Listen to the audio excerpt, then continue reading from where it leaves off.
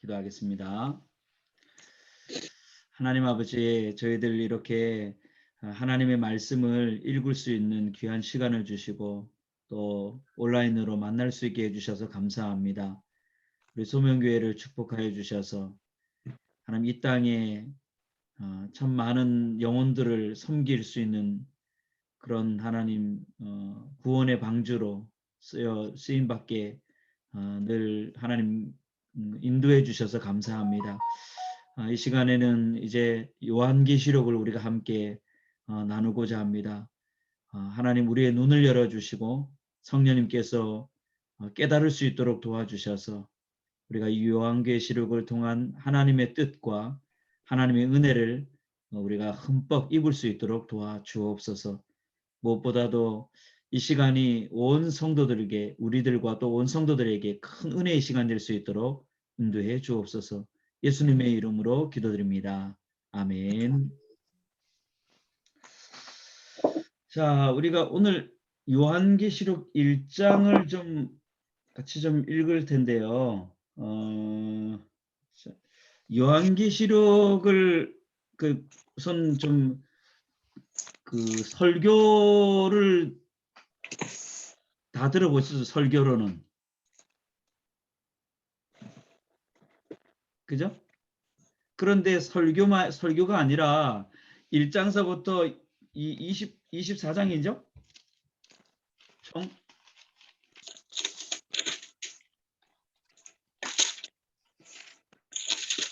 22장이구나. 22장까지 쭉 이렇게 강해 설교나 이렇게 쭉 한 방에 쭉 처음부터 끝까지 이렇게 메시지로 이렇게 설교를 들어보신 분 있으세요?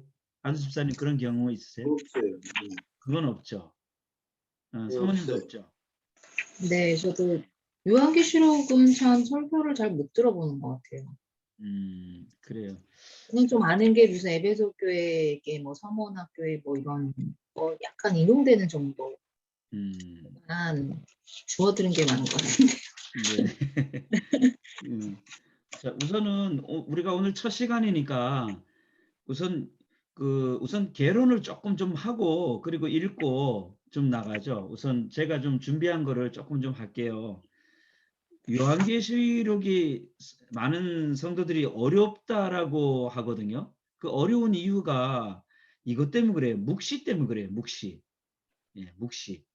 이게 묵시의 장르가 있는데 이게 묵시체로 되어 있어서 어떤 비밀스럽게 이렇게 숨겨져 있다는 거죠. 그리고 비유로 되어 있기 때문에 우리가 이걸 잘 이렇게 해석을 못하니까 그래서 이게 이제 요한계시록이 좀 어려운 것 같고 그런데도 불구하고 요한계시록을 우리는 꼭 사실 읽어야 됩니다. 이거를. 왜 그러냐면 주님의 말씀이기 때문에 그렇고요.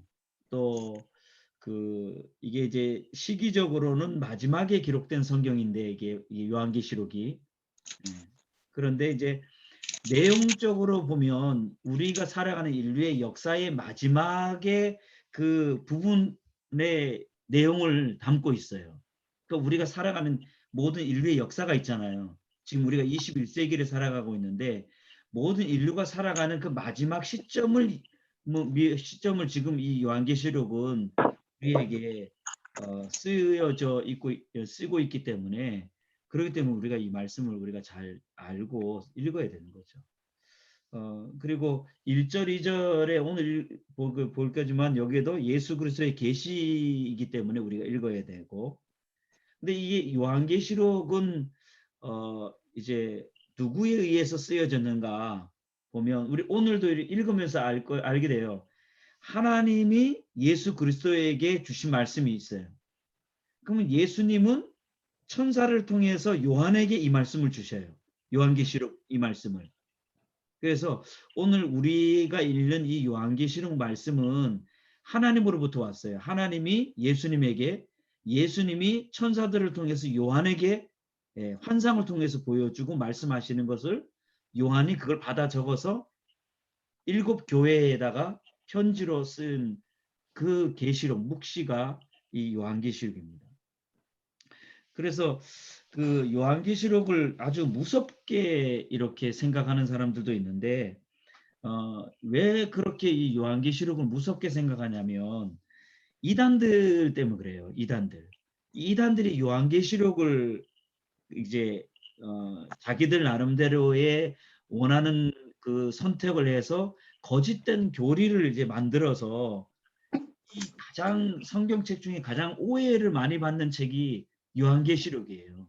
그래서 기독교인이라면 우리가 예수를 믿는 사람이라면 요한계시록도 서스럼 없이 하나님 우리에게 주시는 책이다. 이거 이제 뒤에 우리가 3절을 읽을 건데 3절에 보면 요한계시록의 그 기록 목적이 나오거든요. 요한계시록의 기록 목적이 하나님께서 우리에게 복을 주기 위해서 요한계시록을 주신 거거든요. 그런데 성도들이 이단들이 참 이걸 잘 해석을 이상하게 해가지고 여기서 잘못된 교리를 만들어서 그들이 자꾸만 주장하고 그러니까 우리 기독교인들이 이 요한계시록을 잘못 이해하거나 잘못 보면은 이단에 빠지는 거 아닌가라고 하는 두려움이 있어요. 그래서 사실은 요한계시록이 어렵고 요한계시록에 대한 이제 좀 이렇게 거부가 반응이 있고 어려워하는 부분들이 있습니다. 근데 이 요한계시록은 묵시체로서요. 예언에 대해서 우리가 좀 이해할 필요가 있어요. 그 예언이라는 거는 앞으로 일어날 일, 그것을 이제 예언이라 그러거든요. 이제 그런데 이 예언을 우리가 왜 우리가 이제 들어야 되고 이 예언의 궁극적인 목적이 뭔지를 정확하게 알아야 돼요. 사모님 네? 한번 답을 좀 해보실래요? 한번 좀 생각해 보세요. 어, 우리가 미래 앞으로 일어날 일에 대해서 알아야 될 이유가 뭘까요? 왜 하나님은 요한을 통해서 앞으로 일어날 일들을 미리 우리에게 말씀하실까요?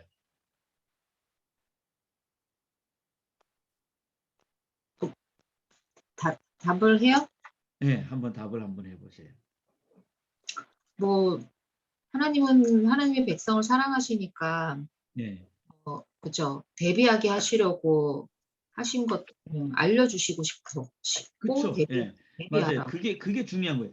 그러니까 하나님이 미래에 일어날 일들을 왜 가르쳐 주시냐면 앞으로 이러한 마지막 날이 있을 거고 재림이 있을 거고 심판이 있을 것이다. 그렇기 때문에 너는 지금 현재 어떻게 살아야 되느냐? 그걸 말하고 있는 거예요. 그래서 오늘 요한계시록의 그 뭡니까? 요한계시록을 읽으면서 요한계시록을 읽는 청취자가 현재 내가 어떻게 살아야 되는가를 굉장히 이 요한계시록은 강조하고 있다는 사실을 우리가 알아야 되는 거죠. 그러니까 요한계시록 하면 그냥 먼 미래에 일어날 일들만 이야기하는 게 아니라 그 일들을 하나님께서 왜 보여주시고 말씀하셨는지는 그건 오늘 내가 어떻게 살아야 되는지를 명확하게 강조하기 위해서 더 강조하기 위한 것이다라는 사실을 우리가 꼭 이해해야 됩니다. 그걸. 그게 예언의 굉장히 중요한 이해의 그 시각입니다. 그래서 그 구약에도 보면 선지자들이 이제 그 미래에 일어날 일들에 대해서 예언하면서 그러니까 너희들이 지금 현재 우리가 어떻게 살아야 되느냐 이걸 이제 이야기하거든. 결국 이 선지자들이 현재를 강조하기 위해서 예언의 말씀을 하는 거예요. 그래서 기독교는 사실 현재를 굉장히 중요시 여기는 종교입니다. 과거보다도 미래보다도 현재를 사실 가장 중요시 여기는 그런 그 이 성경의 이 뭡니까 이 각도 바라봄의 이 중심을 좀 우리가 예언이라는 것을 통해서 좀 알았으면 좋겠다는 거고요. 그리고 이 요한계시록 한 가지만 더 보면 요한계시록이 기록될 당시의 시대적 상황을 좀 잘 이해해야 돼요. 이 당시에는 어떤 시대냐면 이게 이제 요한계시록이 성경에 딱 보면 주후 95년에서 96년, 90년대에 쓰여진 책이 이게 요한계시록이거든요. 그런데 이 주후 90년대가 이때가 어떤 때냐면 그럼 90년대라면 예수님의 나이를 이제 따지잖아요. 예수님이 이 땅에 오시고 난 뒤에 90년 이후 이걸 말하는 거잖아요.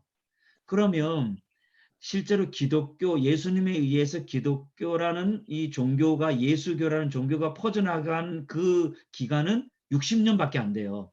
왜냐하면 예수님이 30살 때 그때부터 공생애를 시작했잖아요.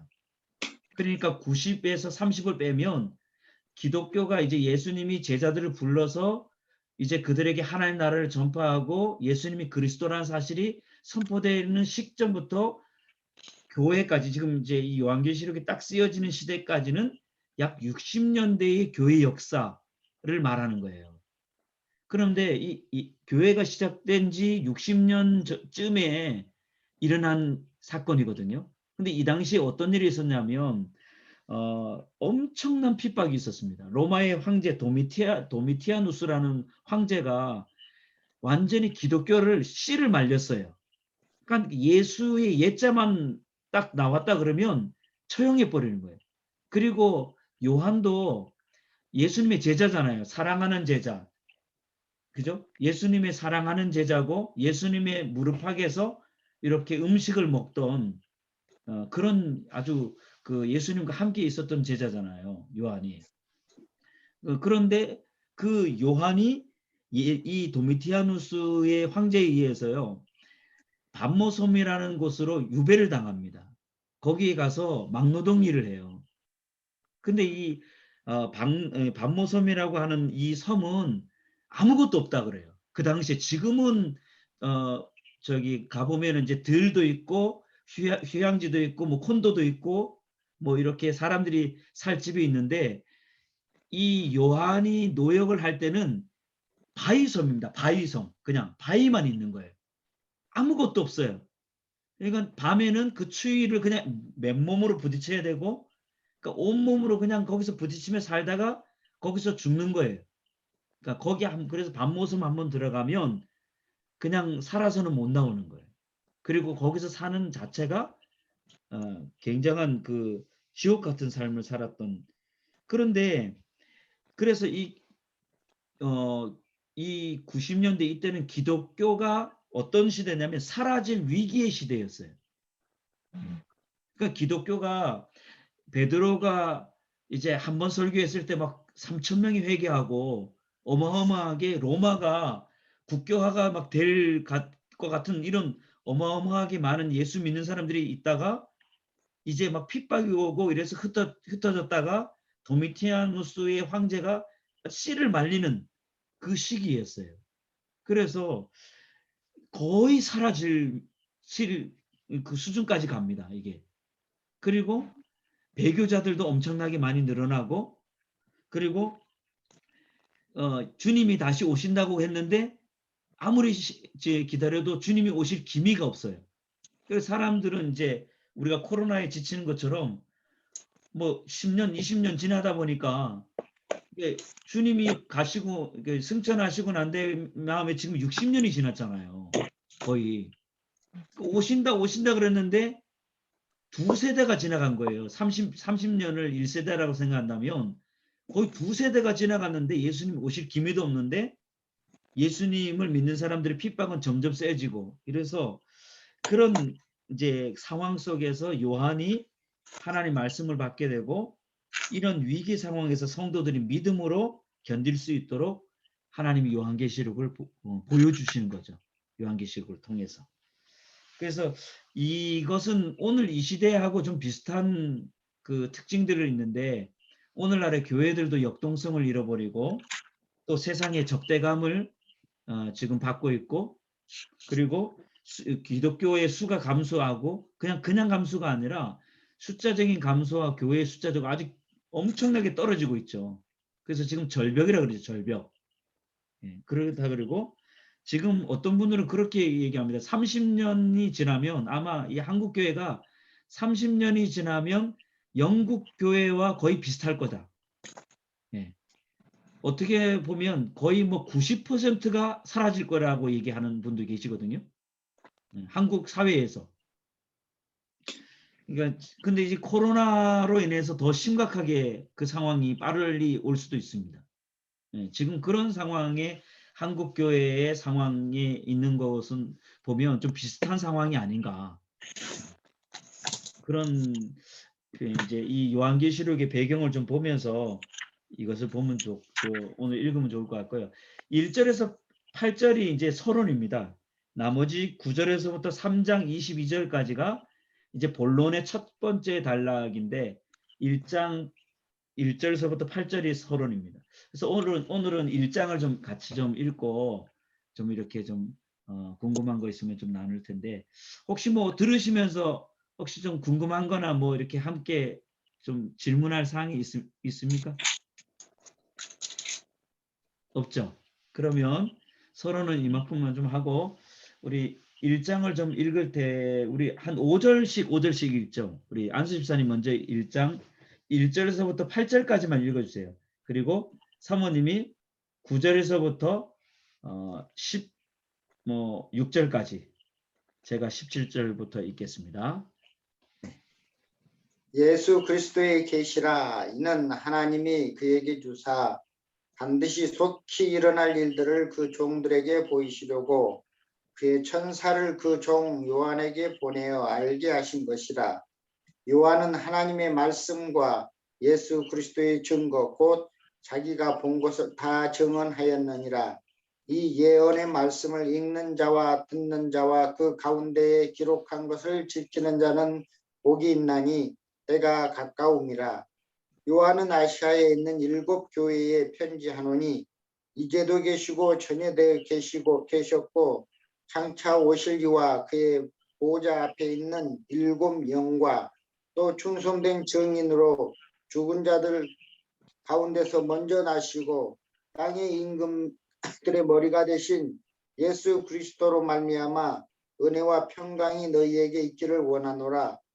우리를 사랑하사 그의 피로 우리 죄에서 우리를 해방하시고 그의 아버지 하나님을 위하여 우리를 나라와 제사장으로 삼으신 그에게 영광과 능력이 세세토록 있기를 원하노라. 아멘. 볼지어다 그가 구름을 타고 오시리라. 각 사람의 눈이 그를 보겠고 그를 찌른 자도 볼 것이요 땅에 있는 모든 족속이 그로 말미암아 애곡하리니 그러하리라. 아멘. 주 하나님이 이르시되 나는 알파와 오메가라. 이제도 있고 전에도 있었고 장차 올 자요 전능한 자라 하시더라. 나 요한은 너희 형제요 예수의 환난과 나라와 참음에 동참하는 자라.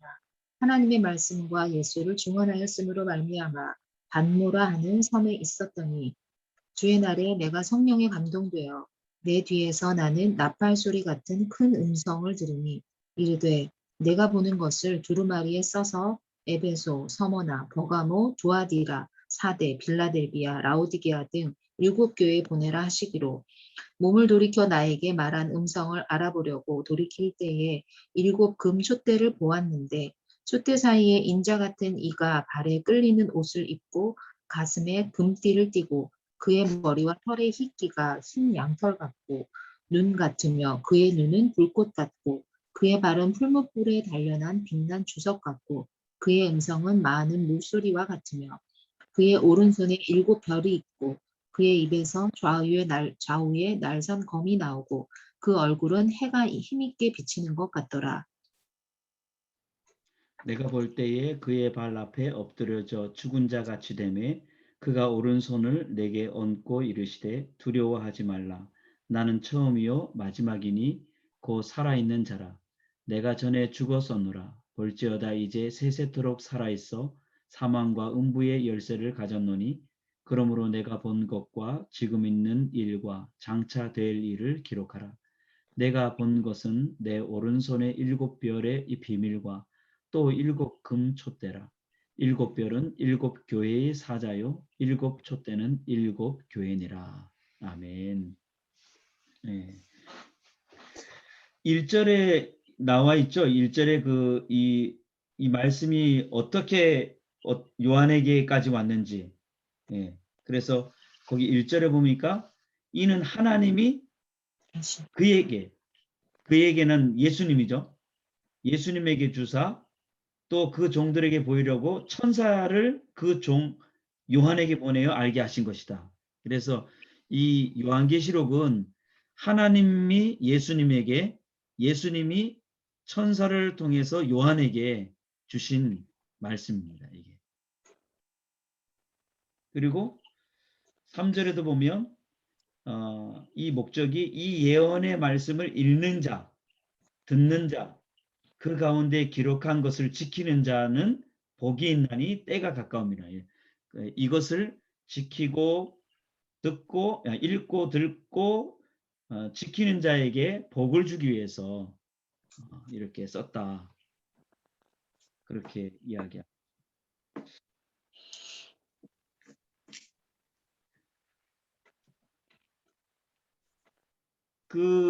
여기 8절에 나는 알파와 오메가라고 할 때 이 알파와 오메가가 무슨 의미인지 아세요? 이게 뭘 뜻하는 건지? 처음과 나중. 네네네. 이게 이제 그리스의 문자의 처음에 알파, 오메가. 그래서 알파는 A, 그다음 오메가는 이렇게 된 거죠. 오메가. 맨 마지막. 그래서 처음과 마지막. 그래서 그리스의 문자의 제일 첫 번째 문자와 마지막 문자.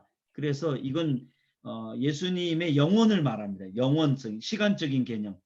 모든 것들 통튼다, 통합한다라고 하는 그런 의미가 있습니다. 그래서 우리가 집사님 그 통합측에 보면 그 강단에 보면은 이렇게 녹색, 정록색인가요? 녹색에서 알파와 오메가가 이렇게 있죠, 그죠? 꼭 교회 예배당에 가면 이것이 의미죠. 네.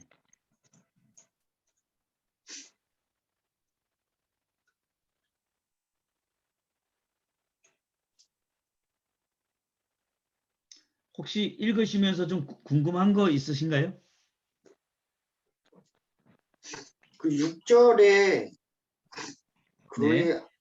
그의 아버지 하나님을 위하여 네. 우리를 나라와 제사장으로 삼으신 그에게 영광과 능력이 세세토록 있기를 원하노라. 네. 근데 우리를 나라와 제사장으로 삼으셨다. 네. 그래서 지금 우리를 나라와 제사장, 이 의미가 궁금해지네. 그렇죠. 그게 저도 거기에 문법상 좀 뭔가 좀 이게 이어지지가 않더라고요. 예. 나라와 그걸 제가 쉬운 성경으로 6절 한번 좀 읽어드릴게요. 또한 우리를 아버지 하나님을 섬기는 나라와 제사장이 되게 하셨습니다. 좀 이해가 되세요? 우리를 아버지 하나님을 섬기는 나라와 여기에 나라와 제사장으로라고 말할 때는 이제 하나님을 위해서 하나님의 나라 우리를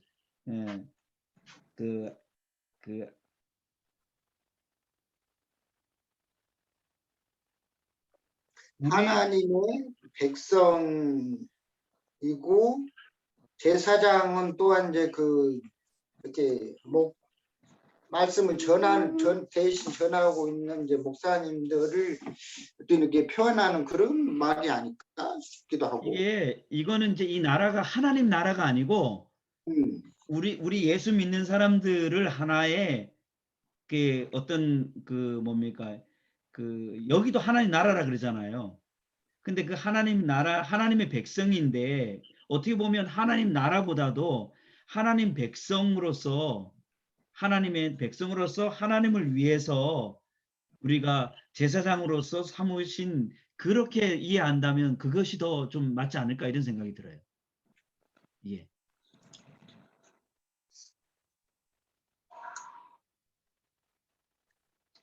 그 구약의 이제 제사장 예수님 뭐 제사장 이렇게 이제 그거 네네. 똑같이 비교하면 안 되지만은 구약에 있었던 이제 그 제사장들의 어떤 이제 역할을 지금 현재 이제 그렇죠. 목회자 우리도 그 역할을 하고 있는 거죠. 그래서 지금. 이제 그 내용을 이렇게 예. 말하는 거예요. 예. 우리 이제 그의 나라는 이제 모든 하나님의 모든 백성들을 네. 전체를 통틀어서 이제 나라라 얘기하는 것 같고 거기에 또 대표적으로 제사장들을 세워서 계속 하나님께 이제 예배를 드리도록 그렇게 이제 했다 하는 내용인 것 같아요. 예. 그렇게 이건 해서 나라라는 개념은 훨씬 더 큰 개념인 것 같고. 그러니까 큰 이제 모든 예. 온 세계에 있는 모든 이제 네네네. 그리스도인들을 이제 통칭하는 예. 것 같고 네네네. 그래서 그에게 이제 영광과 능력이 세세토록 있기를 원하는 게 이제 마지막 끝날까지 계속 이 역할을 이제 예배를 통해서 이제 그 영광을 돌리고 있는 그 상황을 묘사하는 것 같아요. 네네. 그래서 이 지금 1장에서 우리가 이렇게 볼 때요. 그 중요한 그 눈을 좀 가져야 되는데 1장을 우리가 이해할 때 중요한 눈은 예수님이 어떤 분인가를 우리가 찾아 나가다 보면 굉장히 이게 뭐랄까 이 1장을 잘 이해할 수 있습니다.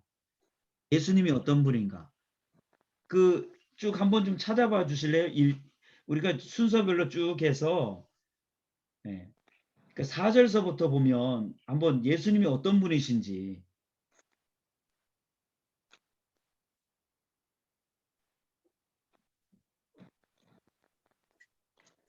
이제도 계셨고 전에도 계셨고 또 장차 오실 네. 그분이고 네. 또 그 하나님 보좌 음. 앞에 앉아 있는 지금 현재 그 이제 모습이고 보좌의 앞에 7 영광 말하는 거는 예수님이 그 보좌에 앉아 계시다는 거죠. 그렇죠. 예. 보좌에 앉아 계신 거. 그러니까 보좌라는 거는 왕의 개념이거든요. 예. 그리고 또 5절에 보면 예. 죽은 자들 가운데 네. 먼저 이렇게 나셨고 죽은 자들 가운데 먼저 나셨고 땅의 임금들의 머리가 되셨고 임금들의 머리가 되셨고 만왕의 왕이 되신 거고 네. 우리를 사랑하시고 우리를 우리를 사랑하시고 죄에서 구원하여 주시고 피를 해방시키시고 네네. 또 우리를 나라와 제사장으로 네, 우리를 나라와 제사장으로 삼으시고 또 다시 구름 타고 오실 그리고 네네.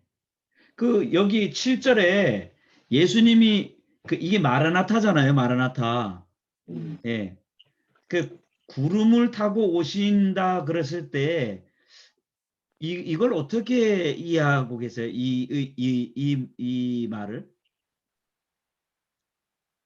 실질적으로 이제 그런 이제 하늘에서 네.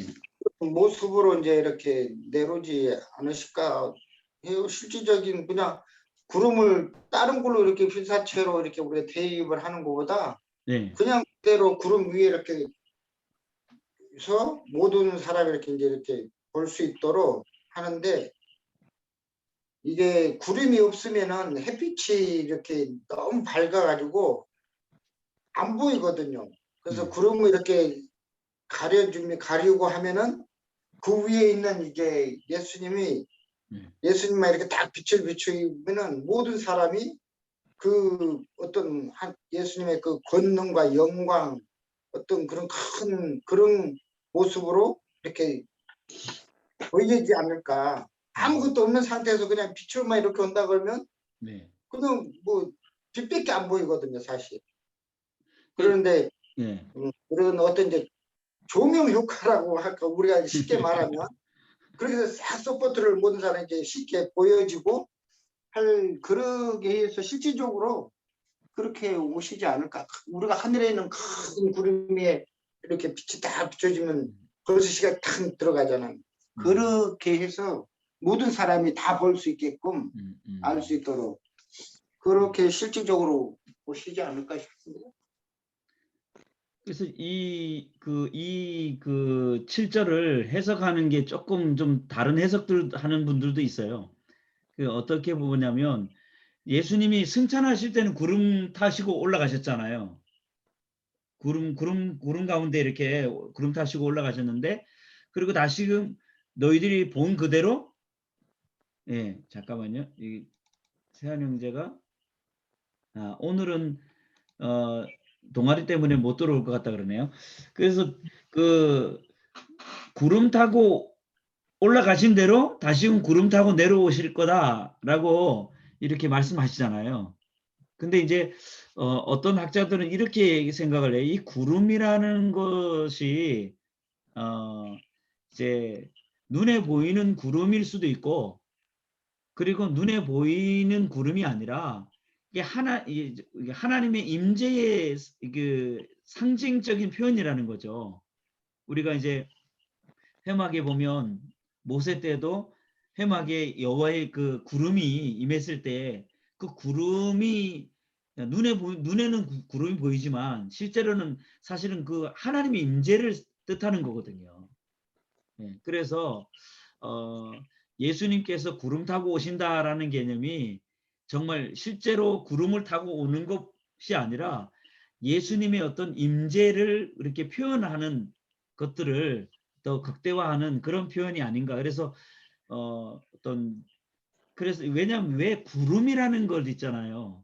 이 구름이라는 거를 그러니까 강조하다 보면 이제 예수님이 이 땅에 재림하시고 다시 오시는, 여기 지금 중요한 거는 그가 구름을 타고 오시는 게 중요한 거거든요.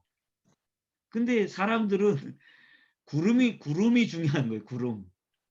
예. 그래서 그 구름에 대한 논쟁이 많이 일어나는 경우도 있거든요. 그래서 뭐 진짜 구름이냐 아니냐, 뭐 어쩌냐 저쩌냐, 막 이런 이 논쟁들이 굉장히 많아요. 예, 그럴 때 그래서 문자 그대로 구름을 타고 오실 거다. 그렇게 말하면, 그러면 좀 이제 집사님 이렇게 이야기하는 사람이 있어요. 그러면 예수님이 도대체 지구가 동그란데, 예? 동그란데 예수님이 구름을 타고 오시면 도대체 예수님이 얼마나 크게 오셔야지 되냐 이거예요. 모든 이 지구라고 하는 이 행성에 사는 사람이, 모든 사람이 예수님이 구름을 타고 오실 것을 볼 건데 이걸 어떻게 보냐 이거죠. 이 지구가 동그란데 막 이런 이제 논리를 가지고 막 이야기하고, 왜냐면 구름에 너무 초점을 맞추다 보니까. 그래서 어떻게 보면 이제 이런 것들에 대해서 논쟁을 많이 하고 지친 사람들은 이렇게 얘기해요. 그냥 구름은 이제 예수님이 임재의 상징, 하나님 임재의 상징으로 보고, 실제로 구름을 타고 오시든 아니면 그렇지 않든 다른 모양으로 오시든 예수님이 오시는 것이 더 중요하다. 예. 그것에 대해서 이제 말하는 그런 부분들로. 왜냐하면 이거 가지고요 논쟁을 해도 몇 박 며칠을 논쟁한다 그러더라고요. 그런 같은 교회 안에서도, 청년들 안에서도 이런 논쟁이 있다 그러더라고요. 그래서 참 재밌는 표현인 것 같아서, 그래서 한번 좀 생각해 봐야 되지 않겠나 이래서 제가 한번 그 부분을 좀 생각해 봤습니다. 근데 구름을 타고 오셔도 예수님은 또 누구의 눈에 다 보이실 것 같은데, 그게 시공간을 초월해서 그지 않아요? 그게 또 하나님의 능력이잖아요. 그러니까 구름에 너무 초점을 딱 맞추다 보니까 이렇게 이제 우리가 이제 제한된 우리 이성을 가지고, 우리는 이제 이성이잖아요. 이게 지구는 동그랗고 그러면 저 뒤쪽은 구름은 못 볼 거 아니냐. 뭐 이런 생각인데, 사모님 말씀대로 주님이 구름을 타고 오신다 그랬을 때 그 구름을 집사님이 그대로 문자 그대로 이렇게 믿는 것처럼 그거는 주님이 하실 일 아닌가.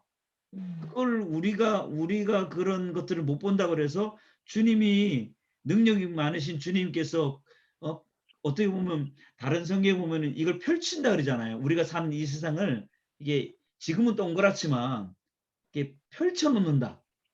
그 펼친다는 개념을 우리가 또 이해해야 되거든요. 예. 그래서 그런 좀 어려움이 있어요. 우리가 이해하는 부분들이. 그래서 어떻게 보면 구름을 타고 오신다라고 말할 때는 다시 오신다라는 것에 더 비중을 두고 생각하는 것이 더 좀 낫지 않겠는가, 그런 생각도 좀 해봅니다. 그래서 계속 예수님이 어떤 분인가, 그래서 그 7절에 각 사람의 눈이 그를 보겠고 그를 찌른 자들도 볼 것이다, 그렇게 이야기하고 있고, 또 알파와 이제 예, 사모님 계속 쭉 한번 좀 해보실래요? 사모님하고 집사님이. 저는 제가 여기 쭉 다 찾아놔봤거든요. 알파와 네, 오메가이신 주님, 이제도 있고 전에도 있었고 장차 오실 전능하신 분. 네. 그러니까 이 말씀이 요한계시록을 이제 7교회에 편지를 썼을 때 그 당시에 엄청난 핍박을 받는 성도들에게 있어서 얼마나 큰 위로가 됐겠어요, 사실. 60년 동안 어떻게 보면 예수님이 오신다 그랬는데도 전혀 기미가 없고, 기독교는 거의 씨가 마를 거고, 지금 완전히 그냥 소멸될 그 위기에 처해 있을 때에 믿음의 사람들, 버티고 있는 그 사람들에게 이 말씀이 얼마나 귀한 말씀이 될까.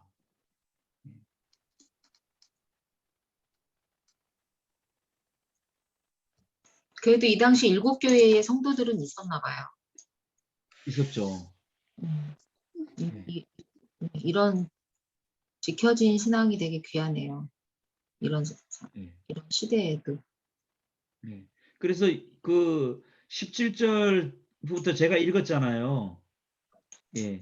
근데 거기에서 이제 빨간 글씨로 돼 있잖아요. 우리 성경 예수님이 말씀하신 내용은. 네. 그래서 여기 두려워하지 말라. 나는 처음이요 마지막이니 살아있는 자다. 그래서 내가 사망과 음부의 열쇠를 가졌다. 그리고 그러므로 내가 본 것과 이것을 이제 요한복음 기록하라, 그리고 또 이렇게 말하는데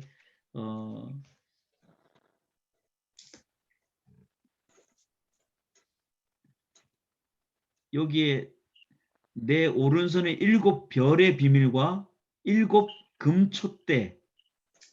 예. 그래서 7 별은 7 교회의 사자. 요즘으로 말한다 그럴 수 있나?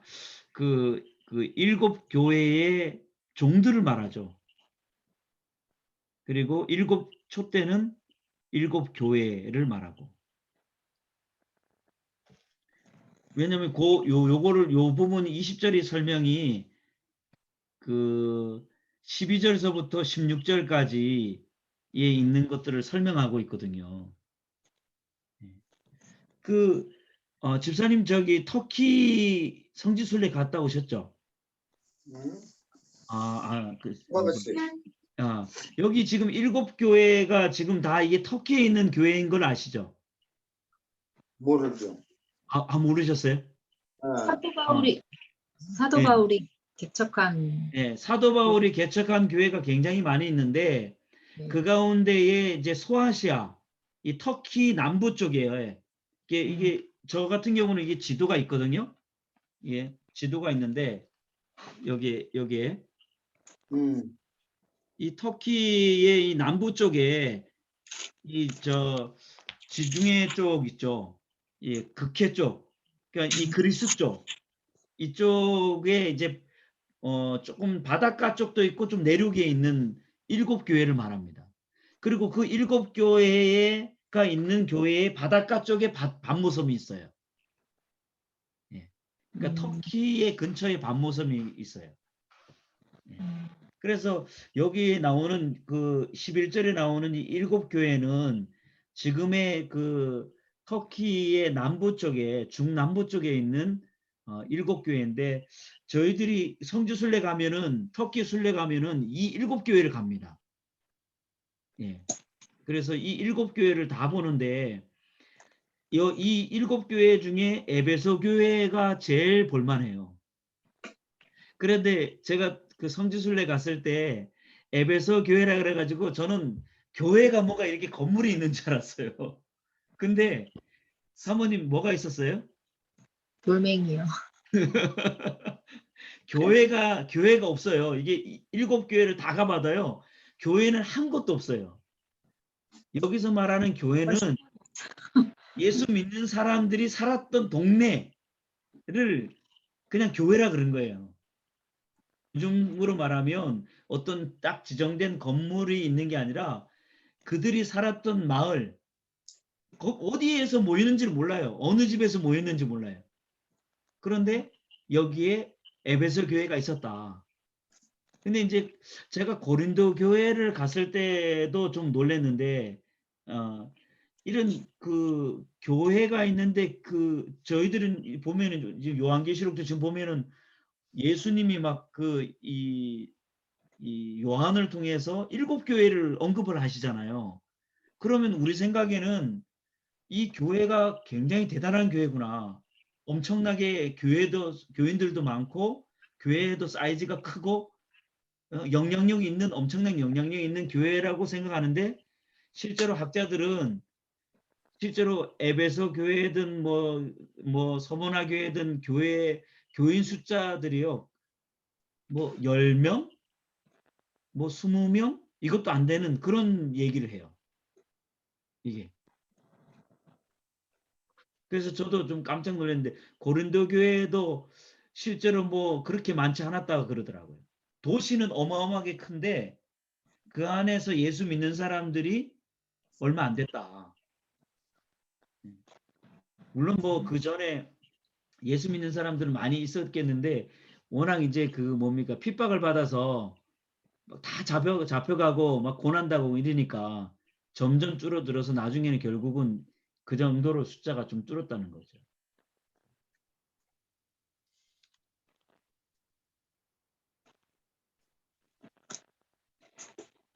저는 설명은 오늘 이거는 예수님의 모습을 12절에서부터 16절까지 예수님이 나오거든요. 예. 임자 같은 이. 예? 예, 촛대 사이의 임자 같은 이. 네, 인자 같으니.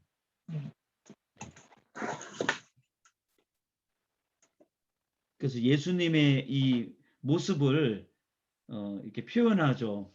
눈이 불꽃 같고 발은 풀무불에 단련한 빛난 주석 같고 음성은 많은 물소리 같다. 그 오른손에 7별이 있고 여기서 말하는 7별이라는 것은 7사자라 그랬죠. 20절에.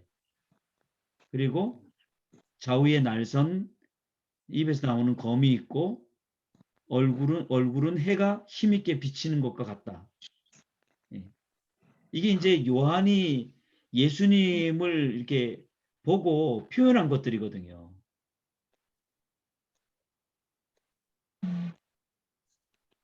그래서 그 예수님이 이제 자신에게 이제 말을 하는 거죠. 말씀을.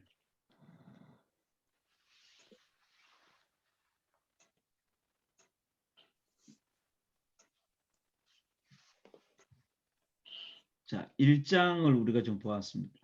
1장 보면서 혹시 뭐 더 궁금하신 거나 아니면 좀 느낌점이나 뭐 이런 거 있으시면 좀 얘기 좀 해주실래요?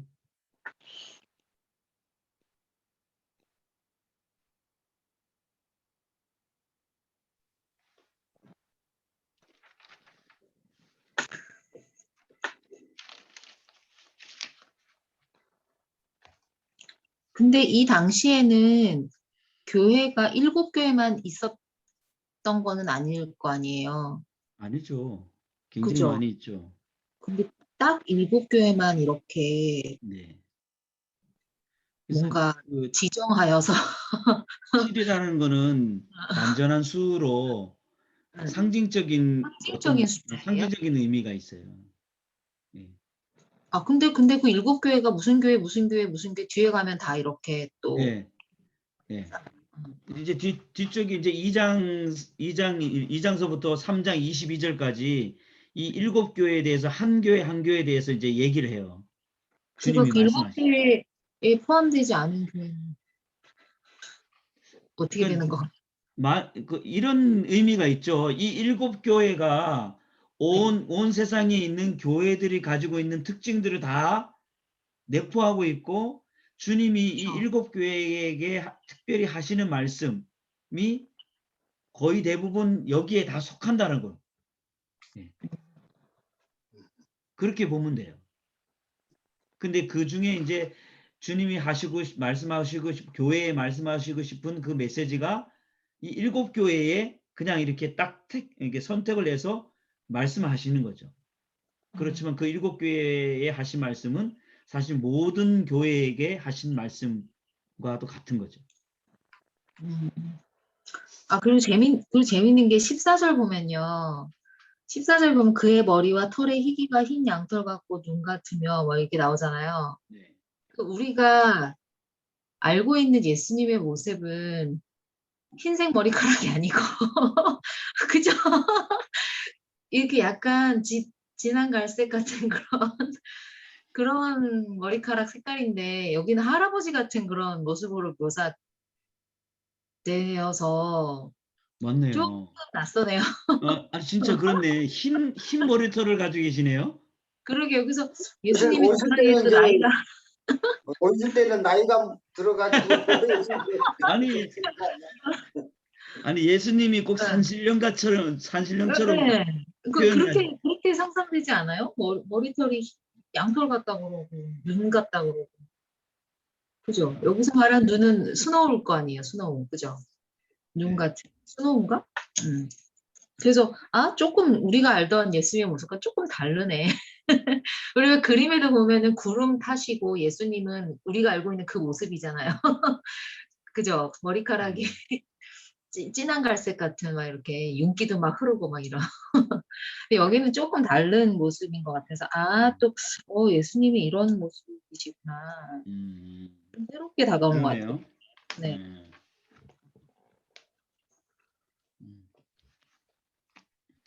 자, 스노우 맞네요. 스노우. 네.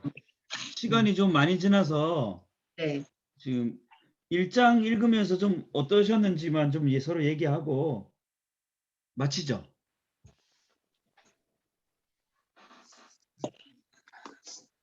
예, 어려워요. 사모님부터 얘기 좀 해요. 계시록은 읽어도 이해가 잘 그렇게 들어오지는 성령님이 이게 가르쳐줘야 이게 이해가 되지 우리 인간으로서는 해석을 못해요. 그래서 모든 이제 이 목사님들도 이게 요한계시록은 잘 설교를 안 하는 것 같고 성령의 어떤 특별한 어떤 그걸 계시나 보여주지 않는 이상 우리 인간적인 생각으로는 좀 너무 어려워. 읽어도 참 마음이 이렇게 막 진짜 모든 사람 놀랍게 이제 오시라는 것을 확신하는데 그런 어떤 모습들에 대해서 막 상상이 우리가 한 번도 보지도 못한 거니까 우리가 한 번도 보지 못한 것은 그렇잖아요. 성경에 이제 자세하게 묘사가 됐으면 이제 과거 사항을 우리가 성경을 통해서 이제 볼 수가 있지만은 우리는 이제 이런 식으로 해가 아직 우리가 그런 광경을 보지를 못했어 아무도. 그러니까 더 이해하기 어렵지 않나 생각이. 미래에 대해서 너무 자세히 안다 그러면은 아마 세상이 또 어떻게 변했을지도 모르죠. 모든 사람 유명한 학자 박사들은 뭐 엄청 많이 있었을 텐데 이걸 그러니까 성경은 보아도 보지 못하고 들어도 듣지 못하고 깨닫지 못하는 게 성경인 게 맞는 것 같아요. 네네. 제가 어디서 보니까 이때는 신앙을 굉장히 핍박하던 시대여가지고 그래서 로마인들이 읽어도 이해할 수 없도록 어려운 비유를 많이 써서 일부러 기록을 했다 이렇게 또 나오거든요. 성경 통독 책에 보니까 네, 그래서 좀 더 이해하기 어렵게 더 이렇게 쓰여졌다고 하더라고요. 사도 요한이 그렇게 기록을 한 것 같아요. 그러니까 이게 혹시나 발견되거나 또 이러면 또 뭔가 위험해서 그런 건지. 근데 저는 오늘 보면서 사도 요한이 좀 부러운 거예요. 그래서 물론 반모섬에서 엄청 고생이 심했겠지만 하나님께서 이게 사도 요한을 택하셔서 요한에게 환상과 그 계시를 보여주시고 알려주시고, 그리고 이거는 또 사도 요한은 이게 분명히 하나님의 음성이고 하나님이 알려주시는 거다 확신해서 막 이렇게 기록을 했을 거 아니에요. 그런 과정이 이렇게 막 상상을 해보면 뭐 굉장히 힘들지만 되게 또 성령 충만했을 것 같다. 이런 생각도 들면서 나는 언제쯤 저런 경지에 이르를까. 힘들겠죠. 근데 사도 요한의 이제 이게 사명이었겠죠. 소명이고. 그래서 또 사도 요한을 통해서 우리에게 또 이게 계시록이 우리에게 전달된 게 참 이렇게 되게 감동적인 것 같아요. 사도 요한은 목숨을 걸고 이 당시 신앙을 지켰겠죠. 음, 그게 되게 은혜롭게 다가오는 것 같아요. 음. 저는 어떤 부분에 대해서 좀 은혜가 된 부분이 하나가 있는데, 어, 사실 지금 이제 기독교가 큰 위기를 맞고 있다라는 얘기를 많이 하거든요. 근데 기독교의 진짜 위기는 외부로부터의 공격이 진짜 위기가 아니라 내부에서의 위기인 것 같아요. 우리 안에 있는 믿음이 그러니까 외부에서 믿음의 공격을 했을 때는 오히려 더 믿음의 빛을 드러내는 것 같은데, 외부에서의 공격보다도 내부에서 썩는 거야. 네. 그게 더 심한 것 같아요. 그래서 오늘날의 그리스도인들이 과연 예수님이 다시금 구름 타고 오실 마라나타를 얼마나 소망할까? 네. 그런 신앙이 있을까? 재림에 대한 소망을 정말 성도들이 가질까? 네. 저는 오늘 이 마라나타 신앙이 다시금 회복돼야 되지 않는가? 우리가 이 세상에서 부귀와 영화를 쫓는 것보다도 더 중요한 것은 주님이 분명히 오신다 그랬는데 너무 더디게 오시고, 또 지금 뭐 외부로든 내부로든 계속 어떤 기독교는 지금 절벽에 있고 소멸되어져 가고 있고 위축되어져 가고 있는 이 시대에, 욕먹고 있는 이 시대에 참 우리가 제대로 믿음 생활한다는 게, 그러니까 적당히 하는 건 쉽지만 제대로 믿음 생활하려면 엄청난 고난이 있고 엄청난 손해가 있는 그런 삶을 살아야 되거든요. 진짜 손가락질 받아야 되거든요. 욕 먹어야 된다고 봐요. 정상으로 이렇게 대접받기가 쉬운 세상은 아니라고 생각하거든요. 그렇다면 정말 우리가 어, 정말 믿음 가운데 바로 좀 서 있어야 되지 않겠는가? 우리의 믿음을 좀 돌아봐야 되지 않겠는가? 이 요한계시록을 통해서 그런 생각을 좀, 저 자신도 좀 돌아보고 그런 생각을 좀 해봤습니다. 자, 앞으로 이제 요한계시록을 보면서요. 네. 아이고, 제가 이제 우리 저 집사님들이 또 성도들이 분명히 목사님 이건 뭔 뜻일까요? 뭔 의미일까요? 자꾸만 질문하실 텐데, 안수 집사님 말씀대로 제가 성령님 지혜가 없다면 그걸 어떻게 다 말씀할까 지금 그게 한참 고민입니다. 네. 네, 근데 오늘도 요한계시록 공부 열심히 하면 네, 우리가 또 사실 되게 재림을 사모하게 될 것 같아요. 많이 살면서 잊어버리고 사는 부분이었던 것 같은데 예수님마저 다시 오시지 이 부분을 자꾸 잊어버리고 살 때가 많은데, 공부하다 보면 또 그런 소망이 또 다시 생기고 그러지 않을까 이게 기대가 됩니다. 네.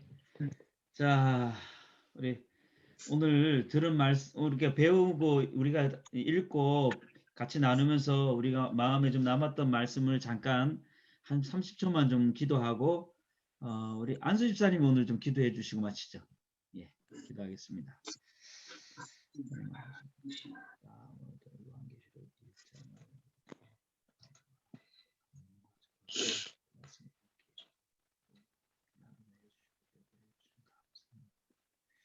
하나님 아버지, 참으로 우리가 어떠한 시대를 살고 주님께서 분명히 요한을 통해서 오셨다. 그 말씀을 어떻게 해서 나는 알파와 오메가라. 이제도 있고 전에도 있었고 장차 올 자요 전능한 자라 하시더라. 우리 주님이 처음과 나중됨을 믿습니다. 장차 이 땅에 또한 심판의 구주로 오실 줄로 우리는 믿습니다.